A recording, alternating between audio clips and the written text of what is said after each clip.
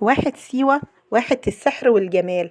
من أجمل الواحات اللي موجودة في الصحراء الغربية في مصر هي واحد سيوة.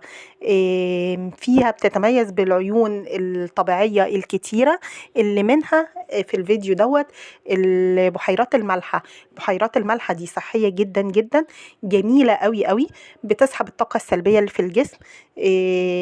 بتخلي الواحد حاسس انه خفيف ومبسوط، وحاجات جميلة قوي. اتمنى ان كلكم تزوروا سيوة وتنزلوا المية ديت علشان تحسوا فعلا بالسحر والجمال اللي انا حسيت بيه، علشان مهما اوصف مش هعرف اديها حقها. اللي عجبه الفيديو يحط لي لايك ويشترك في القناة، وشكرا لكم جميعا. سلام عليكم.